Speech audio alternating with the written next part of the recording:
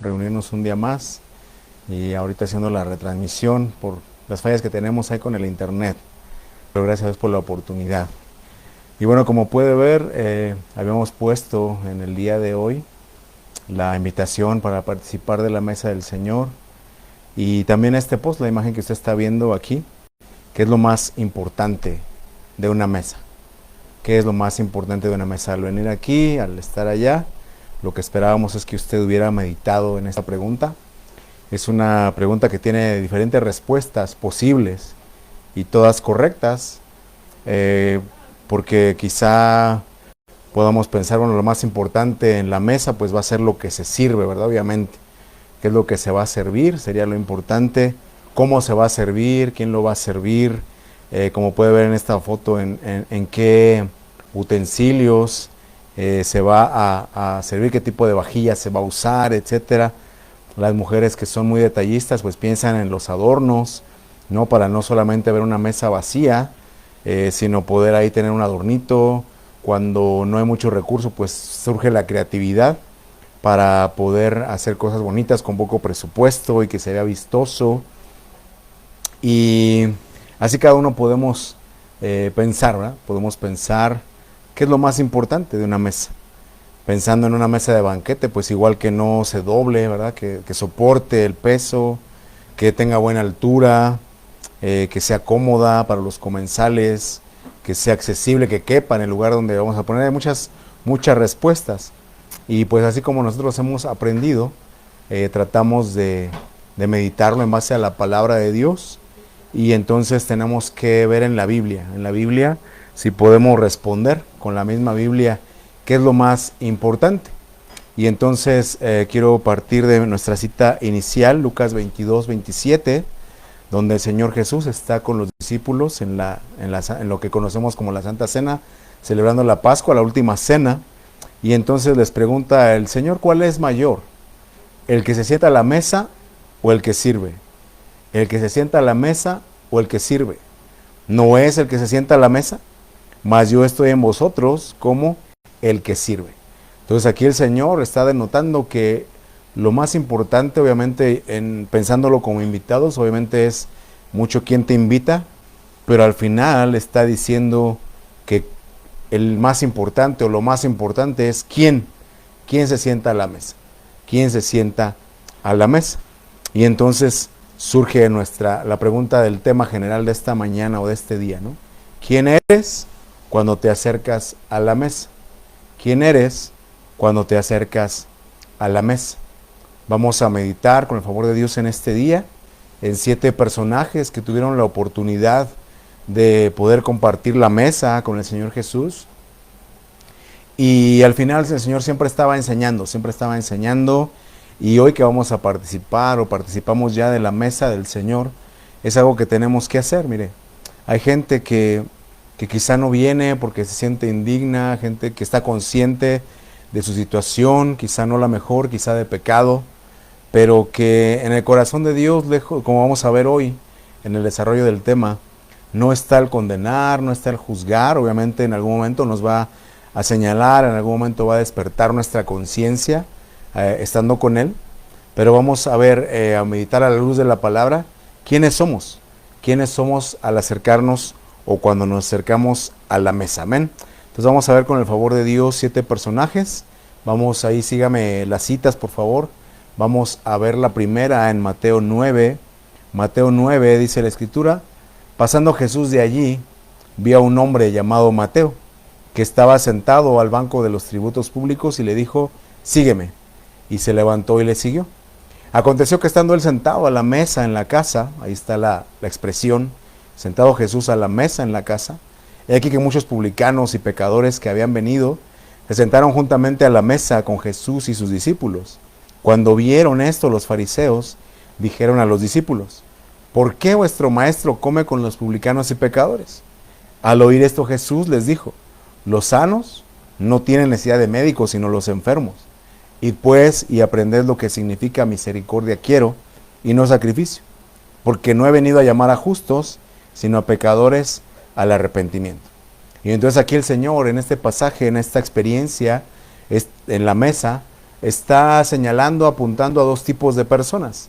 Está diciendo, bueno, tú te estás reconociendo justo, mi querido fariseo, pero yo no vine a llamar a los justos, a los sanos, a los que no reconocen que tienen necesidad de médicos, sino a los enfermos, sino a los pecadores, al arrepentimiento. Y entonces así mucha gente hoy pudiera sentirse pecadora y podríamos hablar de muchas cosas. Me preguntaba mi hija en la semana, ¿verdad? ¿Cómo sé lo que es pecado?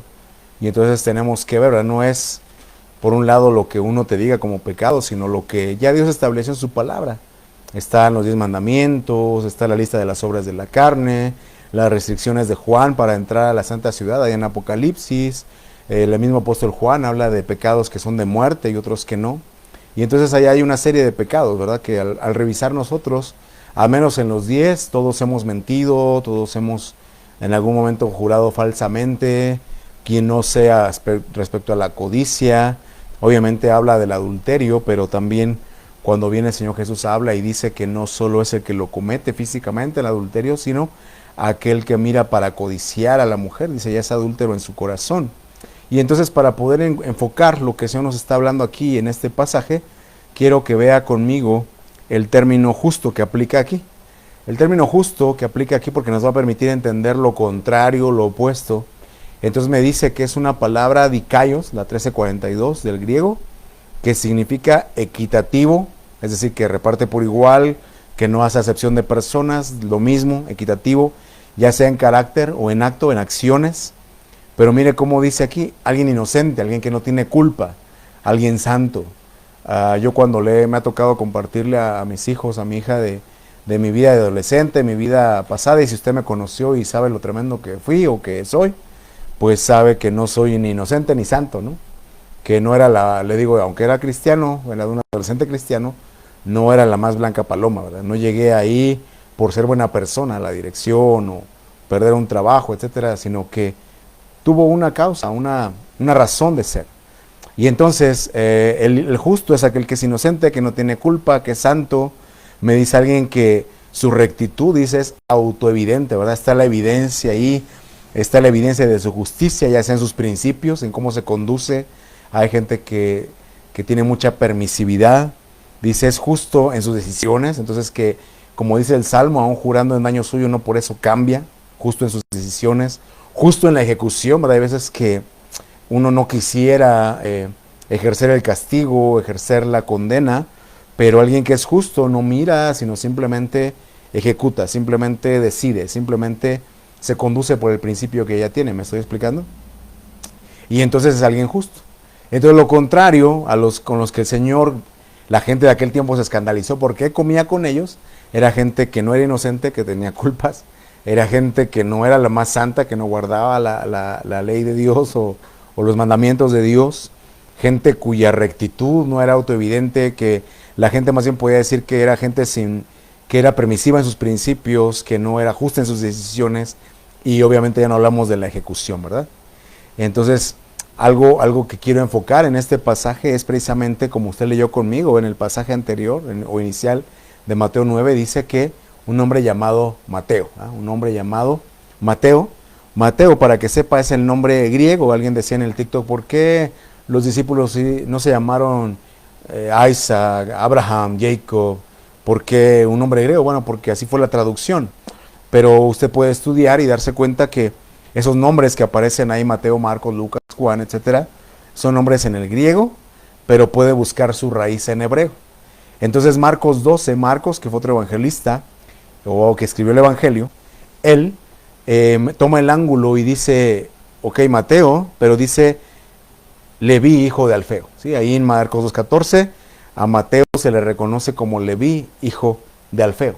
Entonces eso podría ser ya más el lado hebreo, el lado judío, ¿verdad? De ese discípulo al menos. ¿Sí?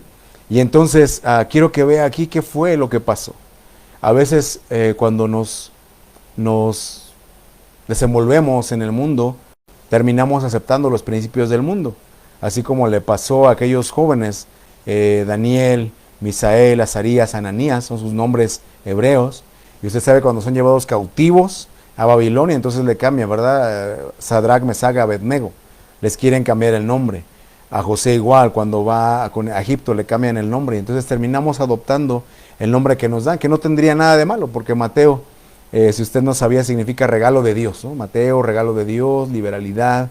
Si usted busca el hebreo, bueno, es chistoso porque de ahí viene la palabra, es una contracción de, Mateo es con una contracción de Matatías, y Matatías a su vez, una palabra es matata, ¿no? Como aquella película de Hakuna Matata. Entonces es un regalo de Dios realmente.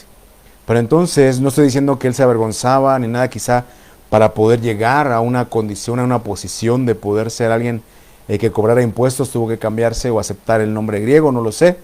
Pero sí nos permite ver la escritura, algo que le quiero manejar en la etimología o los significados, es que cuando usted busca el significado de Leví, usted sabe, significa entretejer, unir, juntar, y tiene su trasfondo en la historia de su mamá, que quería que su papá estuviera allegada a ella, Jacob, y entonces por eso dice Leví, ahora le voy a dar a Leví, entonces mi esposo va a estar unido a mí, ¿no?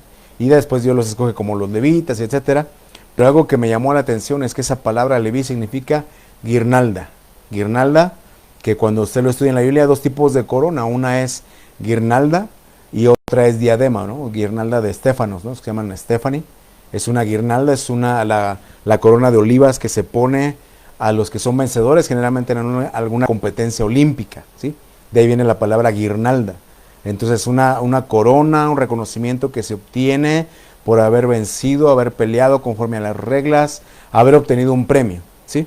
Entonces vea la figura, que cuando Marcos nos deja ver que Mateo en realidad era Leví, el hijo de Alfeo, entonces nos está diciendo que quizá podemos entender en la etimología que él dejó de hacer las cosas a la manera de Dios, a la manera de como aprendió en casa, como quizá hoy día muchos jóvenes pudiera pasar, que crecieron en un hogar cristiano, con principios cristianos, y no sé si usted como yo oiga mucho que esta generación dice, creció en un hogar estricto, así dice, ¿no? Cuando uno crece como creció uno, con principios cristianos, yendo a la iglesia cada domingo, etcétera, la generación de hoy dice, sus padres eran muy estrictos, ¿no? Es lo que ellos dicen. Y entonces él de repente deja eso, quizá no dejó de amar a Dios, pero tuvo que esperar al momento en el que tiene un encuentro con Jesús, que le quiero compartir otra cosa también. Que usted recuerda cuando usted estudia el tema de la mesa, le va a salir que el día en el que el Señor Jesús llegó al templo y volcó las mesas de los cambistas, amén. Entonces eso me decía, antes de volcar las mesas, primero va a hacerte la invitación, como en este caso a Mateo o a Leví. Le hizo la invitación, sígueme, te invito al arrepentimiento, y de manera que cuando uno no acepta la invitación, entonces es que el Señor más adelante, en algún momento, cuando ve que no hay un fruto de arrepentimiento, entonces si viene y volca las mesas, porque a veces nos quedamos con la parte negativa, ¿no? De, el Señor se enojó, hizo el azote de cuerdas, pero no fue el primer momento del Señor. Primero, en ese mismo lugar de tributos públicos, y si usted lo quiere ver así como de injusticia, llegó y personalmente hizo la invitación, antes de volcar las mesas. Cuando uno no corrige, entonces va a llegar al momento en el que el Señor va a volcar esa mesa, amén. Bueno, y entonces, como le digo, entonces de ser alguien que es una guirnalda, alguien que se obtiene por haber prevalecido conforme a la justicia, viene a ser un regalo de Dios, como la libertad, ¿no? Dice el apóstol Pablo, no ocupéis vuestra libertad como ocasión para la carne.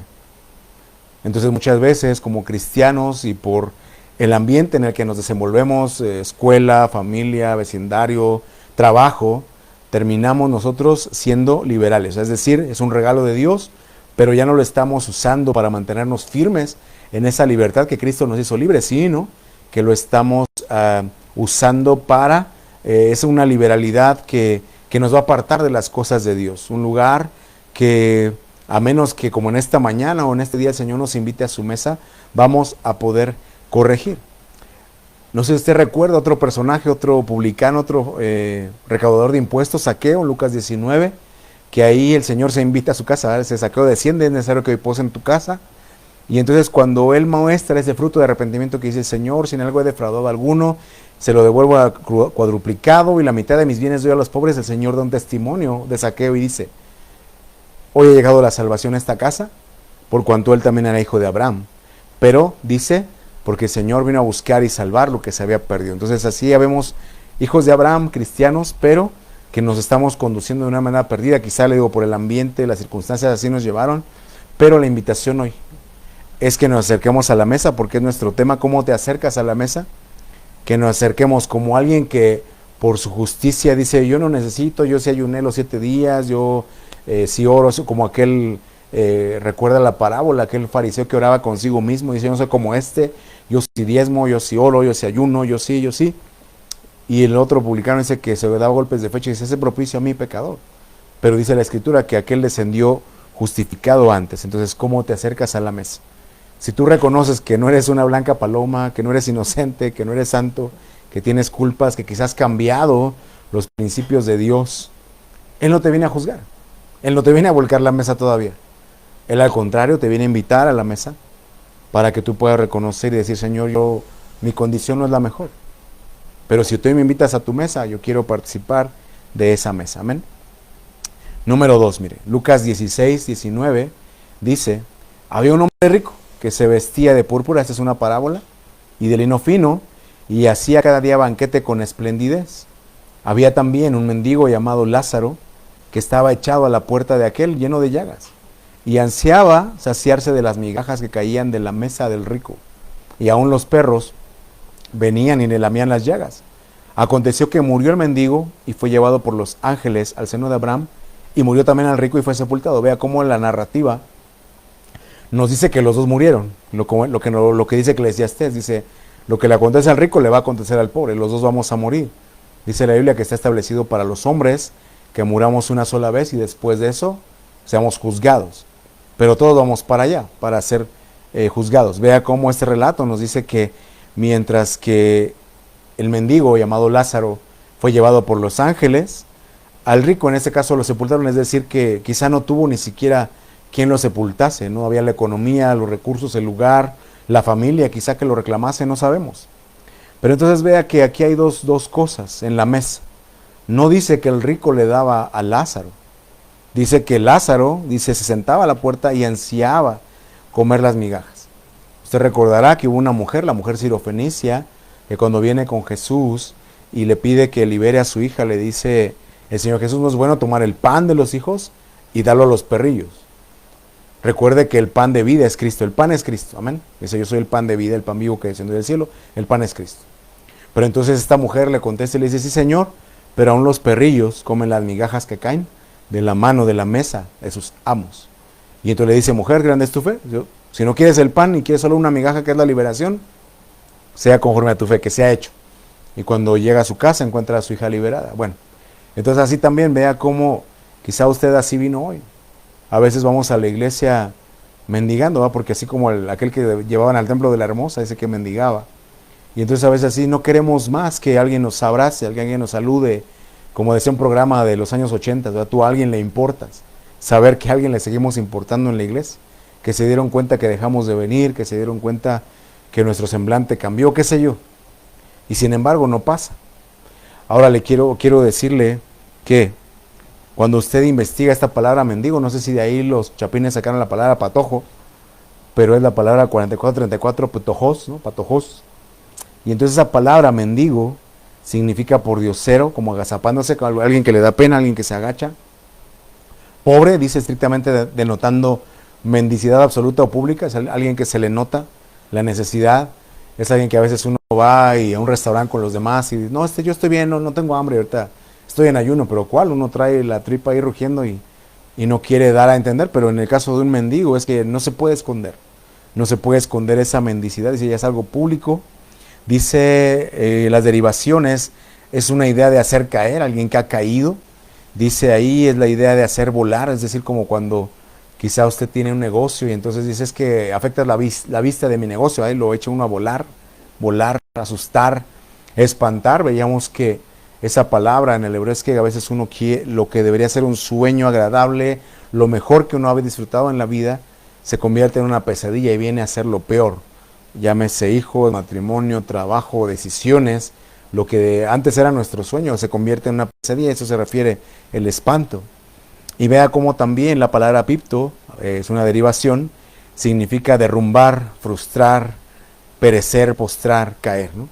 Entonces, quizá a veces en la vida, y por eso no venimos a participar de la mesa, porque estamos frustrados, nos reconocemos fracasados, que hemos caído en algún área, que hemos caído en alguna situación, que hemos reincidido, quizá, ¿verdad? Que no podemos hacer un conteo como en el caso de aquellas asociaciones que van contando los días de sobriedad, en la adicción que se tenga, y por eso es que no venimos. Pero vea entonces cómo este hombre, hasta el día que murió, pues él estuvo ahí a la mesa. Obviamente no era la mesa del Señor, era la mesa del rico, pero nos da a entender porque mientras que al rico solamente lo menciona como un hombre rico, al hombre mendigo le pone un nombre y le llama Lázaro. No sé si usted recuerde o sepa qué significa Lázaro. Lázaro significa, es una derivación de Eleazar o Eliezer, al ayudado por Dios, el que Dios ayuda. Y mire cómo es el impacto en su mente, porque yo cuando leí esto decía, entonces alguien que está en una condición caída, que está frustrado, que ha fracasado, que está derrumbado, ¿podría uno en esa condición reconocer, determinar que uno ha sido ayudado por Dios? Yo creo que sí, porque dice la palabra de Dios que mientras hay vida hay esperanza, que la noche no dura toda la noche, ¿va? Dice, por la noche durará el lloro, mas a la mañana vendrá la alegría, dice la palabra. Entonces, a pesar de la situación que esté viviendo hoy en Cristo, hay esperanza. A pesar de lo que esté viviendo hoy en Cristo, hay esperanza, hay oportunidad. Obviamente usted tiene que venir a la mesa, acercarse a la mesa y tener esa comunión con el Señor para que Él le dé, así como en este caso usted sigue leyendo el pasaje de Lucas y va a encontrar cómo el padre Abraham le dice a este hombre rico, bueno, tú tuviste bienes y ahora eres atormentado, él tuvo males y ahora es aquí consolado. También con eso no queremos decir la ideología feudal, no sé si usted ha leído, que en el tiempo feudal así decían, así le vendían la pobreza a uno, ¿verdad? No, mira, aquí tienes pobreza, pero vas a recibir la gloria. Era un abuso, pero si lo busca bíblicamente, ¿verdad? Dice, bienaventurados los pobres porque de ellos es el reino de los cielos, claro. El que deja todo, el que no tiene nada que perder, el que da todo por el reino, tiene su aplicación. Pero vean entonces cómo aquí, estamos hablando de la mesa, me está hablando de alguien que es consolado. Por acercarse a la mesa, por permanecer ahí, es consolado. Sí, entonces, yo no sé si sea el mismo Lázaro que conocemos en Juan capítulo 11, pero vea cómo el padre Abraham le dice a este joven rico, porque el rico dice, Padre Abraham, ten misericordia y manda a Lázaro que predique a mis hermanos para que no vengan a este lugar de tormento. Él dice, no, tienen a Moisés y los profetas, y si no le hacen caso a ellos, no se van a persuadir si alguien de los muertos se levanta y les predica. Obviamente refiriéndose a Cristo, pero obviamente también quizá refiriéndose a la condición que usted y yo, o que usted esté viviendo hoy, que ya lo declararon muerto, que ya no le, quizá como aquella, le digo, de Juan 11, yo no sé si es el mismo personaje, aquí es una parábola, pero que así cuando Jesús llegó con las hermanas María y Marta, le dijeron, yede ya, huele mal porque tiene 4 días, Señor. Pero le dijo a Marta, yo te he dicho que si crees, verás la gloria de Dios. Entonces, aunque usted a sí mismo no vea la salida, aunque usted a sí mismo no vea cómo pueda levantarse, tome hoy esas palabras que decía Job también. En la situación que estaba viviendo, él decía, aunque este Dios me mate, yo seguiré confiando en él. ¿Por qué? Porque yo sé que mi Redentor vive y que me levantará del polvo y que aún después de deshecha está mi piel, en mi carne de ver a Dios. Obviamente tenemos una esperanza doble, ¿no? Puede ser obviamente en la resurrección, en el día de la resurrección, pero también si a Dios le place hoy que participemos de la mesa, porque Él dice, mi carne es verdadera comida y mi sangre verdadera bebida. Si hoy tiene a bien el Señor vernos y darnos esa vida nueva, levantarnos aún de la muerte, la gloria es para el Señor. Vamos a ver el número 3, mire. Número 3, Lucas 11:37. Luego que hubo hablado, le rogó a un fariseo que comiese con él. En este y en los otros pasajes que vamos a ver cuando el Señor Jesús va a la mesa de los fariseos, se va a dar cuenta que ellos le rogaban que comiese con ellos. En el caso de Zaqueo, Jesús se invitó, pero en el caso de los otros le rogaban, y él accedía porque él es bueno y como justo le daba la misma oportunidad a todos, ¿verdad? Entonces dice, le rogó un fariseo que comiese con él, y entrando Jesús en la casa, se sentó a la mesa. El fariseo cuando lo vio, se extrañó que no se hubiese lavado, o sea que yo no sé si sea la naturaleza farisea, pero así de la cejilla levantada, ¿no? Y así lo vio, no se lavó las manos el maestro. Se extrañó de que no se hubiese lavado antes de comer. Pero el Señor le dijo, ahora bien, vosotros los fariseos limpiáis lo de afuera del vaso y del plato, pero por dentro estáis lleno de rapacidad y de maldad, necios. El que hizo lo de fuera, ¿no hizo también lo de adentro? Y me sorprendió porque usted tiene que ver con, como hemos aprendido, la palabra, ¿verdad? Porque así a la letra uno dice, pues no se lavó las manos el Señor. pero yo le puse ahí que creo que en la palabra alabado usa la palabra 907, que significa, o es la palabra para bautizar, baptizo, que no estamos hablando del bautismo del Señor, porque usted recuerda, lo fue con Juan el Bautista, que se le oponía y le dijo, deja ya que conviene que cumplamos toda justicia, descendió a las aguas del Señor, dice que cuando él ascendió de las aguas, el cielo fue abierto, vino la voz del Padre que dio testimonio, mandó el Espíritu Santo sobre él como paloma y así caminó. El Señor Jesús se bautizó literalmente, ¿no? Pero entonces vea que aquí para lavarse las manos hay otra palabra en este pasaje que es catarsis, así como de catarsis, al cómo conducir alguna situación, pero aquí usa esta palabra baptizo, que usted lo puede ver ahí, significa completamente mojado, o usado solo como ablución ceremonial, específicamente la ordenanza del bautismo cristiano, viene de bapto, que significa inundar, cubrir completamente con un fluido, manchar como tintura, teñir, mojar, bañar, ¿no? Pero entonces vea que la idea aquí de lo que el Señor le está hablando, lo que el Señor le reprochó fue de, tú limpias lo de afuera, pero no limpias lo de adentro. Entonces yo por eso le puse, ¿cómo te acercas a la mesa? ¿Como alguien bautizado por fuera nada más? ¿O como alguien incluso sumergido por dentro? Porque aquí por fuera, para guardar la apariencia, para que no me digan, yo puedo venir, participar de la mesa y aún pasando por alto el temor de lo que la Escritura enseña, ¿verdad? Que dice que tengamos cuidado, que nos examinemos, dice, porque quienes no le hicieron comen juicio y condenación para sí. Y dice el apóstol Pablo, de modo que algunos han sido debilitados, otros están enfermos y otros ya incluso han partido, ya duermen con el Señor, ¿no? Y entonces no es para que usted diga, por eso no quiero participar, no. Nos está diciendo el Señor, no limpies nada más lo de afuera, limpia también lo de adentro. Que no sea, como decía mi pastor, que a veces uno de bautizado solamente está mojado, pero no realmente bautizado porque no se nota un cambio, sino que realmente podamos ciertamente cuidar nuestro aspecto exterior, como hoy, ¿verdad? Nos bañamos, nos peinamos, perfumamos, etcétera. Procuramos estar bien cuando vamos a alguna reunión ante alguien importante, una conocido familiar, estar a gusto, pero el Señor también aquí pone énfasis en la mesa, enseña y dice en la mesa, qué bueno que limpies los trastes, ¿verdad? El plato, el vaso, que, ¿cómo se dice? Que trapece el platiné, qué bueno, pero limpia también lo de adentro, no seas necio. Y si el que hizo lo de afuera, hizo también lo de adentro y tienes que tener cuidado en eso. Amén. Vamos a avanzar, mire. Número 4, Lucas 11:45. Lucas 11:45 dice aquí, creo que me brinqué, pero bueno, dice, respondiendo uno de los intérpretes de la ley, porque entonces aquí, en el 3, Lucas 11:37, usted ve que todo se desarrolla en la mesa, ¿verdad? Pero vamos a ver 3 secciones, mire, 3 secciones, aquí habla de limpiar lo de adentro, yo le puse bautizado por fuera, bautizado por dentro, pero eso se denota cuando uno viene a la mesa. Luego, en cuanto les acaba de explicar eso, de que limpia lo de adentro y no solamente lo de afuera, verso 45, respondiendo uno de los intérpretes de la ley, le dijo, maestro, cuando dices esto, también nos afrentas a nosotros, así como Trump, ¿no? Le pasó por la oreja el disparo ahí, ¿verdad? Nos afrentas a nosotros. Y le dijo, hay de vosotros también, intérpretes de la ley. Y vea las palabras que yo le puse ahí con negritas, dice, porque cargáis a los hombres con cargas que no pueden llevar, pero vosotros ni con un dedo las tocáis. Entonces en la mesa, el Señor nos va a decir, cuando te acercas a la mesa, tú te acercas como acusador o defensor. Acusador, cuando vienes y como aquel fariseo que oraba consigo mismo, decía, yo sí oro, yo sí ayuno, yo sí ofrendo, yo sí diezmo, yo no he faltado a ningún culto, y que a veces así venimos a acusar a los hermanos, siendo que la acusación es una función satánica, ¿verdad? Porque así dice en Apocalipsis, dice el acusador de nuestros hermanos, de día y de noche. Él no te va a inventar cosas. Él te va así a tentar, a usar tu carnalidad, y cuando lo hagas, entonces va a ir a acusarte cuando ya lo hiciste. ¿Sí? Entonces, pero a veces nosotros como hombres, como cristianos, así también tendemos a acusar a otros, cargarlos. No, hermano, es que si no hay unos 40 días, Dios no te va a dar el Espíritu Santo. ¿No dice el Señor que a los que se lo pidan? Es que si no lees el Salmo 119 20 veces no lo vas a entender. Usted tampoco lo lee, hermano.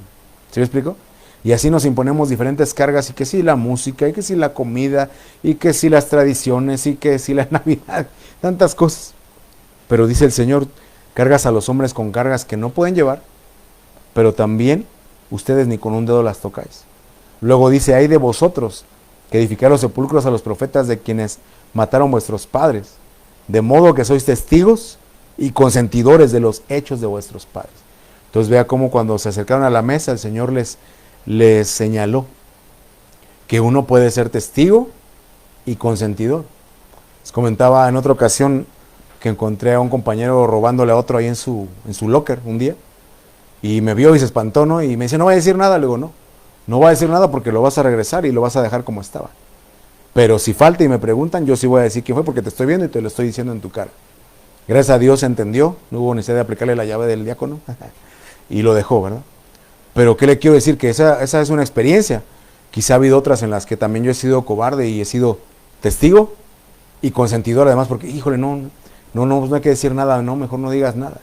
¿Qué tal con los cambios? Mira, a veces somos gente distraída y para bien y para mal no revisamos el cambio.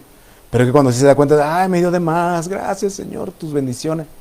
Testigo y consentidor. Pero eso el Señor lo estaba denotando cuando estaba con los fariseos a la mesa. Entonces a veces somos muy intérpretes de la ley, pero nos falla y terminamos siendo testigos y consentidores. ¿Cuántos conceptos hoy día filosóficos y de ideologías, como dice la palabra, huecas sutilezas, las terminamos aceptando o no señalando por temor al que dirán, por llevar la fiesta en paz? Dice una canción de Redimido, dice, perdona, disculpa, no estoy aquí para caerte bien. Sería muy cobarde de mi parte no señalarte lo que está mal. Sería una cobardía de mi parte no predicar la verdad. Y entonces le digo, eso es ejemplos de cómo podemos ser testigos y consentidores y entonces estar a la mesa con el Señor Jesús, pero no de una manera correcta, no de una manera que nos resulte una copa de bendición, como dice la palabra, sino que más bien estamos acarreando juicio y condenación sobre nosotros. Mire más adelante, verso 49, por eso la sabiduría de Dios dijo, les enviaré profetas y apóstoles, y de ellos a unos matarán y a otros perseguirán. Entonces, ¿cuántos no están persiguiendo hoy a su hermano en las redes, va? Con un perfil falso o a través del perfil del hijo, de la hija, del esposo. Aquí no hay nadie, gracias a Dios, pero hay gente que así lo hace, que se la pasa stalkeando a los demás, ¿va? Y persiguiendo. Y luego va y pone y dice, hermano, pero pasan situaciones que de repente se está defendiendo el otro en la red. Oye, pero yo no mencioné tu nombre. Y tampoco lo dije por ti, porque yo sé que voy a ser juzgado por la intención de mi corazón. Pero si tú haces algo público, pues así público. Le decía a mi hija en la semana, ¿verdad? Dice un dicho hebreo, 3 cosas van y no vuelven. La palabra, lo que tú postees, palabra escrita, palabra hablada, se fue. La bala y la oportunidad que dejas ir, pero hoy día somos muy afectados por la persecución a través de las redes sociales. No le hablamos al hermano, no nos enteramos de él, pero ahí estamos al pendiente y, mira, ya anda de vacaciones otra vez y mira, le debe a fulana, venga, pero mira, y lo estamos persiguiendo. No digo que esté bien, hermano, no estoy justificando. Estoy hablando de lo que sí tenemos control cada uno, porque es lo que el Señor les dijo aquí, comenzando diciendo, mira, tú limpias lo de afuera, te ves muy bonito, pero adentro estás mal, estás sucio. Y luego, mire, verso 52, hay de vosotros, intérpretes de la ley, porque quitaste la llave de la ciencia.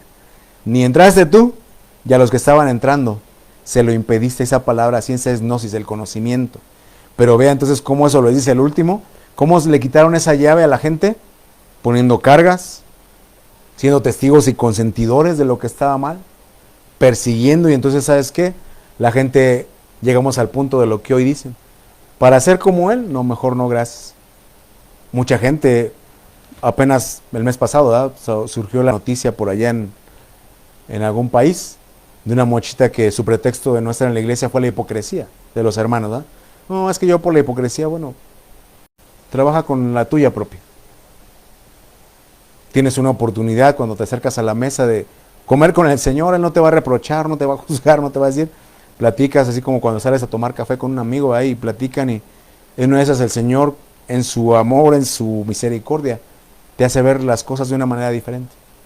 Le digo a mi hija, me encanta cómo si alguien predicó el Evangelio, fue el Señor Jesús, amén. Pero Él no llegaba y decía, Él sabía lo que había en el corazón del hombre. Pero Él no llegaba a recriminarles. Cuando quiere evangelizar a una mujer samaritana, mujer, dame agua. Y eso fue su evangelismo del Señor, dame agua. Y ahí se suelta aquella mujer a decir y hablar del patriarcado opresor y demás. Si tú supieras quién es el que te pide. Y dice, ay, me parece que tú eres profeta, Señor. Y terminó convirtiéndose toda una región, ¿me estoy explicando? Entonces así el Señor también, no es de que Él te invite a la mesa para acusarte. Él te invita a la mesa para darte una oportunidad.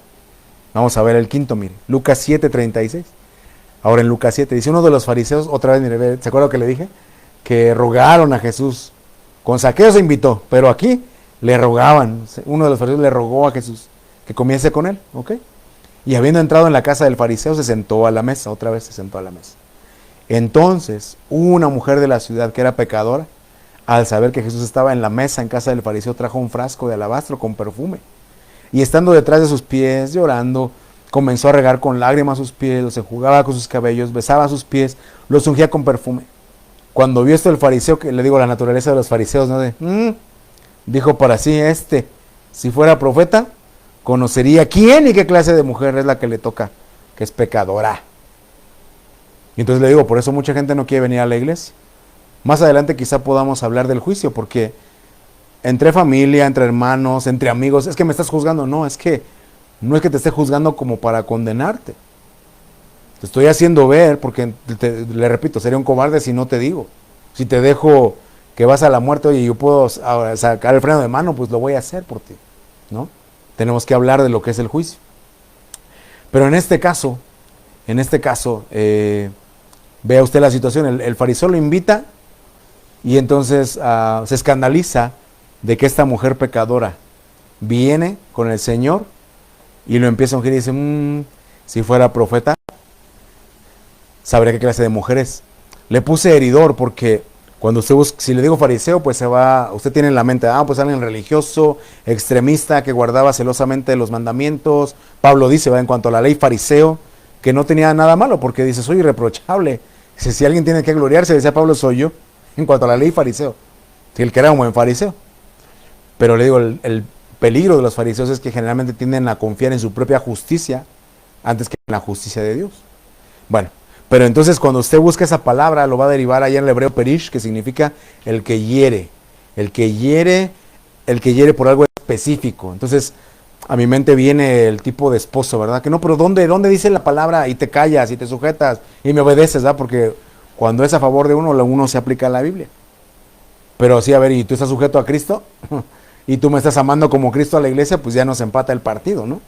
Entonces es el heridor. Y vea por qué le puse amante.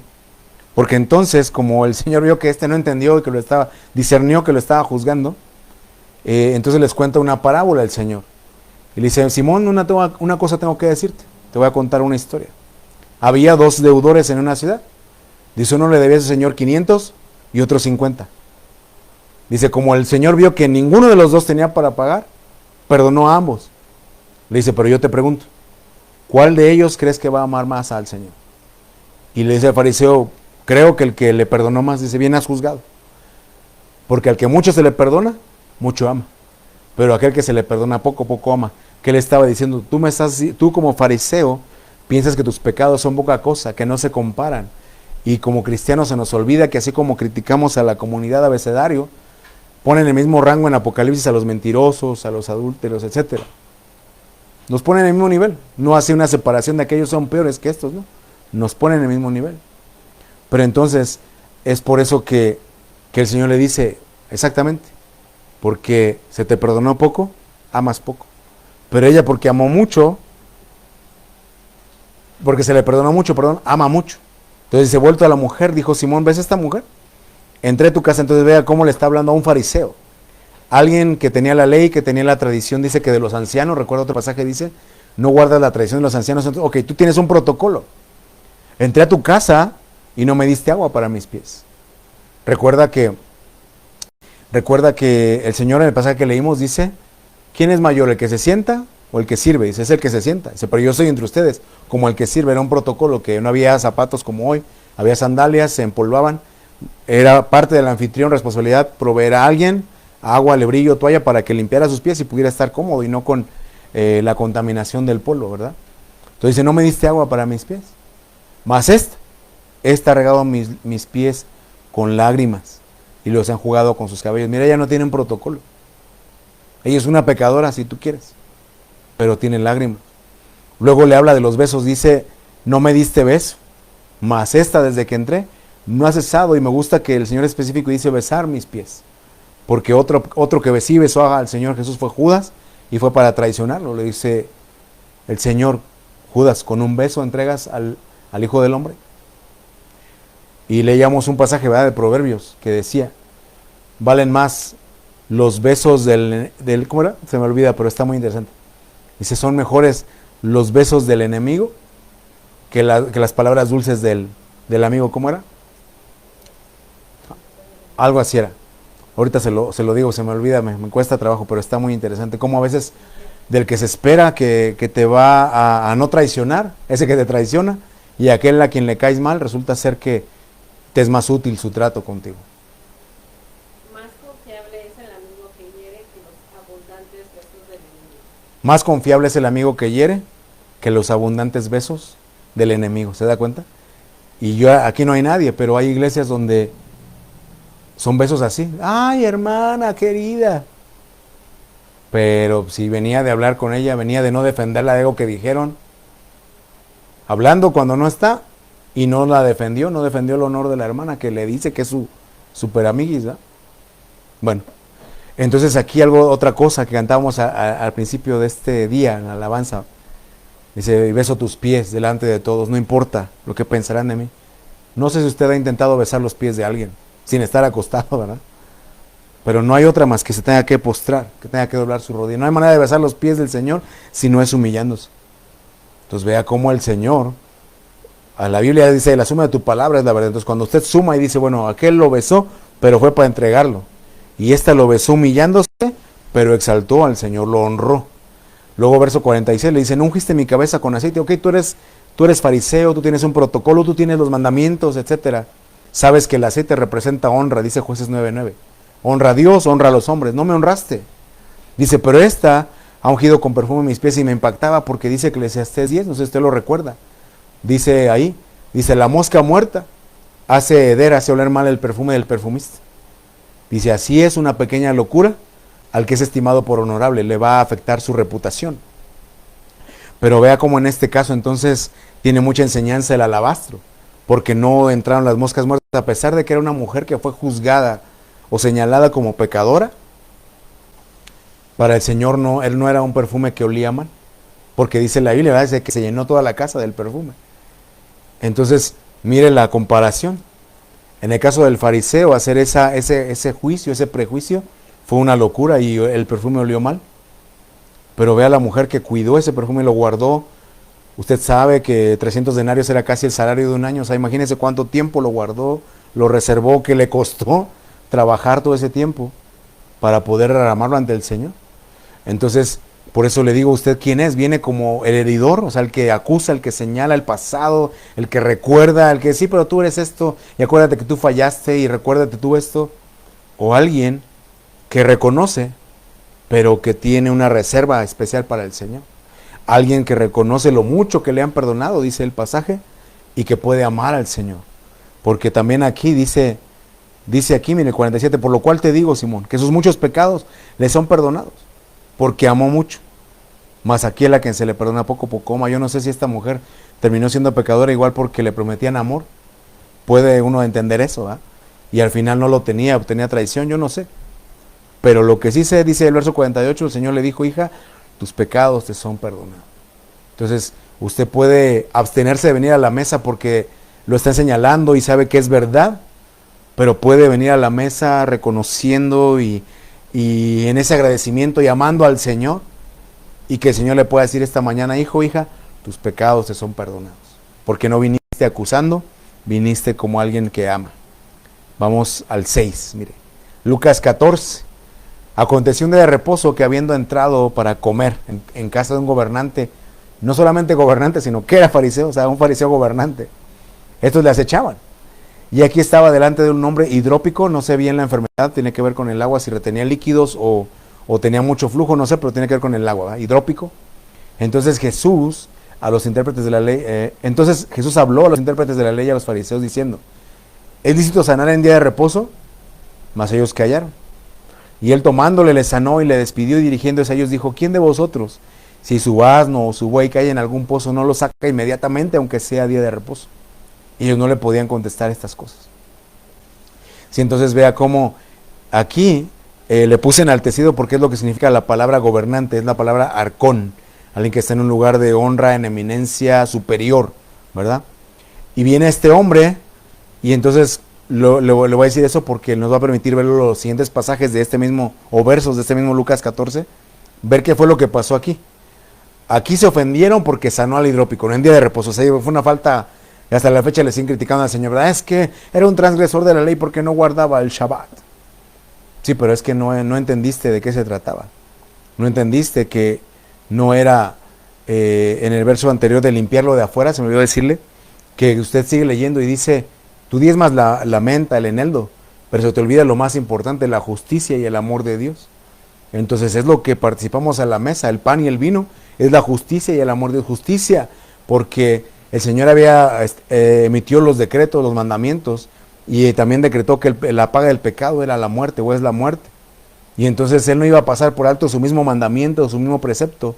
Y entonces por eso viene el Señor Jesús y dice, Señor Padre, estos no van a poder cumplir la ley. Déjame cumplirla yo y que mi sacrificio sirva para salvarlo a ellos. Y agradó al Padre. Dice la Biblia que antes de la fundación del mundo tenían ya ese plan. Y es por eso que en la mesa del Señor se manifiesta justicia y amor de Dios, porque dice que en eso se manifestó el amor de Dios. No que le hayamos amado a nosotros a Él, sino que Él nos amó primero. Y dice, se muestra su amor que siendo un pecador, en Romanos 5:8, Cristo murió por nosotros. ¿Sí? Entonces, entendiendo eso, viene aquí y dice, no estás entendiendo la ley, tú estás entendiendo la letra, el Shabbat, pero no estás entendiendo que el reposo es para dar reposo. Y sigue el Señor, mire, Lucas 14, ahora versículos 7 al 10. Y observando cómo escogían ellos los primeros asientos de la mesa, otra vez en la mesa, refirió a los convidados una parábola, diciéndoles, cuando fueres convidado por alguien, por alguna bodas, no te sientes en primer lugar, no sea que uno más distinguido que tú esté convidado por él, y viniendo el que te convidó a ti, a él, te diga, da lugar a este, y entonces comiences con vergüenza a ocupar el último lugar. Mas cuando fueres convidado, ve y siéntate al último, para que cuando venga el que te convidó te diga, amigo, sube más arriba, y entonces tendrás gloria delante de los que sientan contigo a la mesa. Y aquí está el punto, porque cualquiera que se enaltece será humillado, el que se humilla será enaltecido. ¿Se imagina usted a este hombre? Era casa de un gobernante, no era cualquier persona, fariseo, alguien que cumple la ley, reconocido por el pueblo, honrado por el pueblo, y que se enteró que estaba Jesús ahí, y que venga, no nos dice eso la Biblia, pero el Señor da este contexto y dice, el que se humilla será enaltecido. Dice, Señor, pues tengo esta condición, perdona que te interrumpa aquí en la mesa, perdona que interrumpa los sagrados alimentos, pero ese de reposo y me gustaría tener ese reposo en ti. ¿Puedo tener ese reposo en ti? Lo sanó. Amén. Pero ahora el problema era enseñarle en la mesa, por eso vemos quién eres cuando te acercas a la mesa, el que se humilla y obtiene reposo de Dios, o eres el que se pone, el que se enaltece por su justicia, por su condición, y entonces te olvida algo. Mira, yo le subrayé ahí la palabra más distinguido. Esa palabra más distinguido es la palabra íntimo.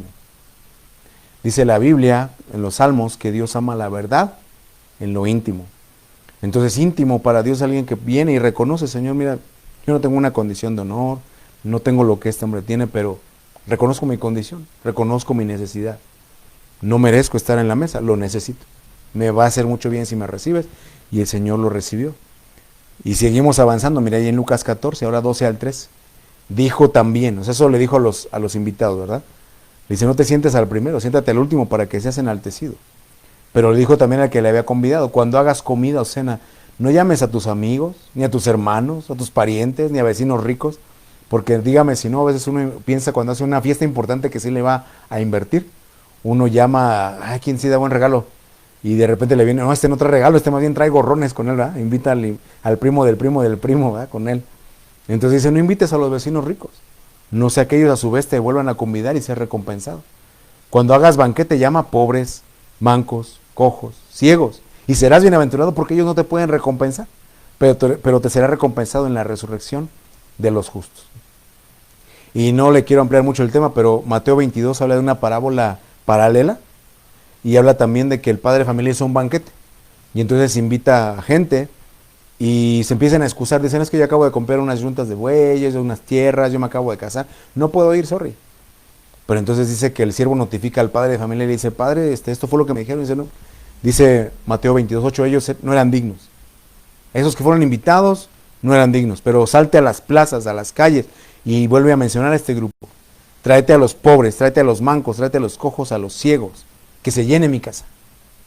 Y entonces es lo que te digo el Señor. O sea, uno, si estuviera en esta condición de pobreza, de manco, habla que no tienes recursos. Cojo, habla de tu caminar, ¿verdad? Que no caminas bien, como su servidor, ¿saben? El equipo de cojeo. Ciegos, saben que no tienen una visión clara como otros megaministerios. Y eso, uno camina menospreciado entre los hombres.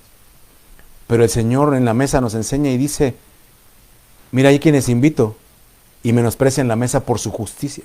Porque dicen, no, yo no necesito, yo tengo bueyes, tengo yuntas, me acabo de casar, pagué mi propia fiesta, tengo tierras nuevas, no necesito. Pero entonces otra cosa, otro ángulo de esa historia, usted se acuerda que el Señor Jesús cuando hablaba del reino le dice, mira, es mejor que si tu ojo te es ocasión de caer, lo cortes y lo eches de ti.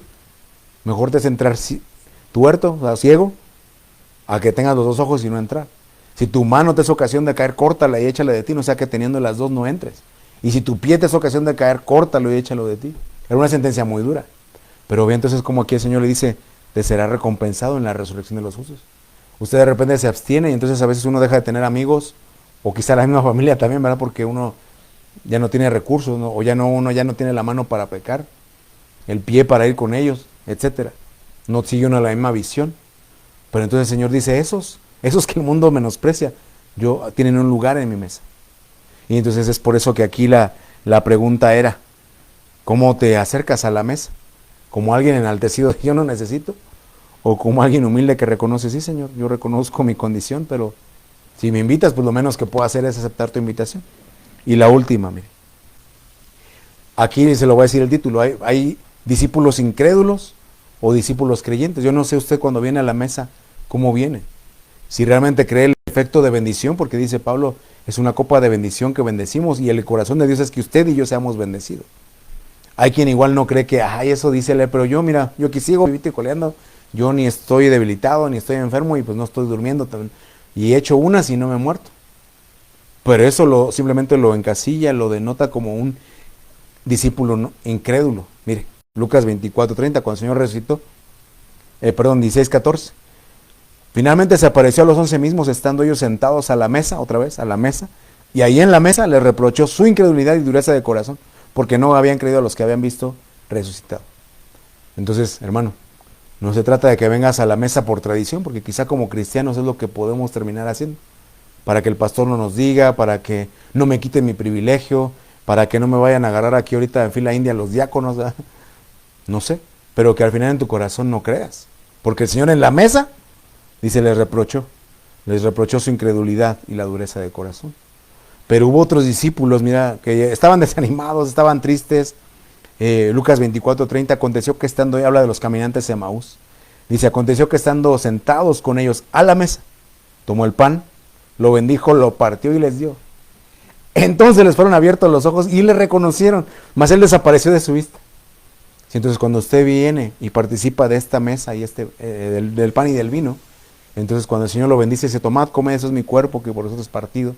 Dice que tomando el pan lo partió y lo bendijo, lo reconoció, es el Señor, dice, por eso ardía mi corazón, y cómo fue que no creí. Y vea cómo dice aquí, él desapareció de su vista, por eso le puse lo que dice Tesalonicenses. Esperamos el arrebatamiento, no dice en un cerrar y abrir, dice en un abrir y cerrar de ojos, seremos arrebatados.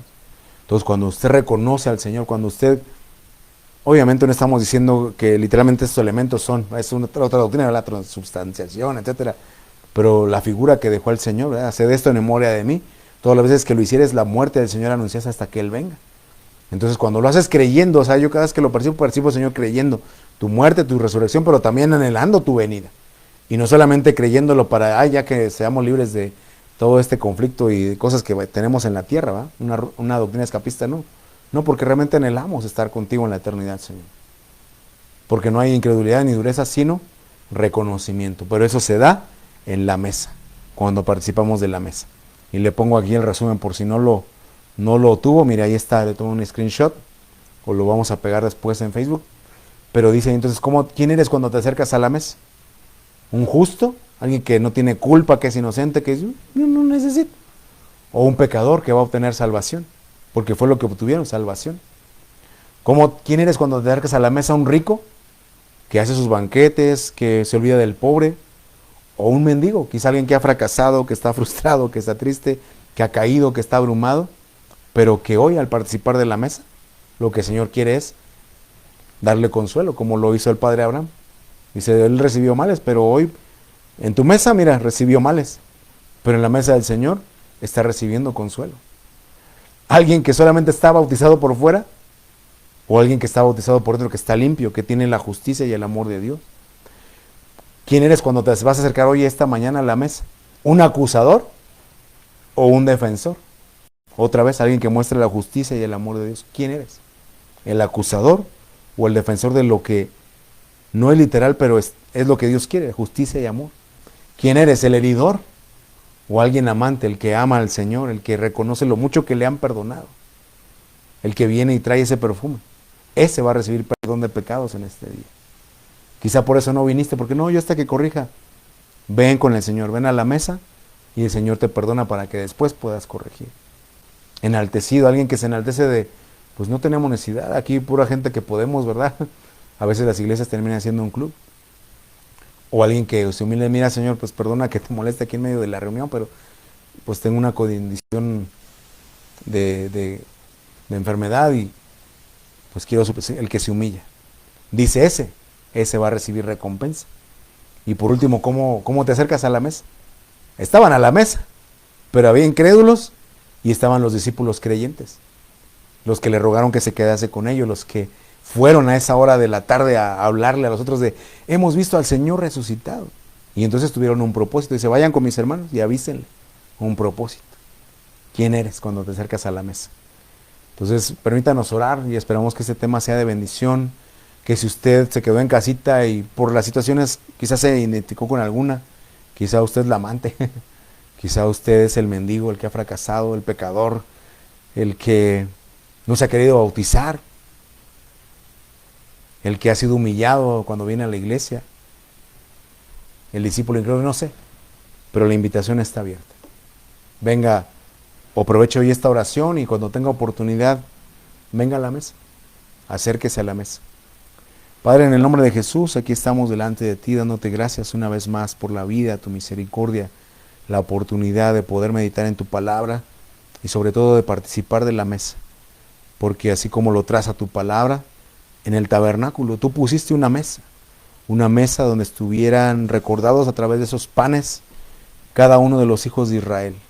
Así como cada uno de tus hijos hoy día tienen un lugar por nombre en tu mesa. Así como vimos en este día, quizá los hombres, los mismos hermanos, Señor, nos pueden menospreciar, desechar, vernos que tenemos hambre y necesidad y simplemente dejar que sea Dios el que nos ayude. Yo no lo sé. Yo no sé cuál sea la condición del que vino y del que no vino, del que se abstuvo, del que aún en su corazón está esta conciencia de que sabe que no es una blanca paloma, que no es inocente, que es culpable, que ha fallado, que ha cometido errores, que ha cometido pecado, que se señala, pues no inventándole nada, sino simplemente porque es su realidad, pero que tú en tu mesa rompes todas esas cosas. Tú en tu mesa no llegaste a juzgar a esa mujer de la cual la misma gente dijo es pecadora, sino que para ti fue un perfume agradable que dice tu palabra que llenó toda la casa.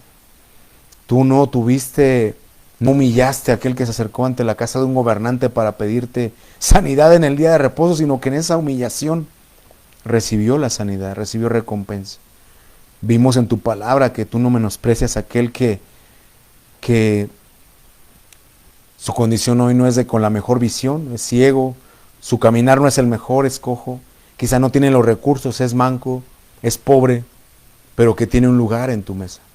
Señor, yo simplemente comparto lo que tú pusiste en mi corazón. Es tu corazón, no es idea mía, no es una tradición, no es cada costumbre del primer domingo de mes. Es tu corazón habilitando la mesa, decir yo quiero que vengas a la mesa. Yo quiero hacerte la invitación antes de que llegue también más adelante otro día que entonces quizá haya que volcar esa mesa que tú menospreciaste. Ayúdanos, danos el entendimiento a cada uno, Señor. Y permítenos, Señor, no solamente cuidarlo de afuera, sino también cuidarlo de adentro.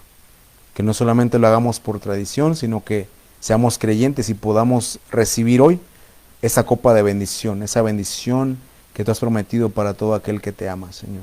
Y que no olvidemos que en tu mesa tenemos un lugar, que en tu mesa somos perdonados, consolados, restaurados, recompensados. Se nos da un propósito en tu mesa.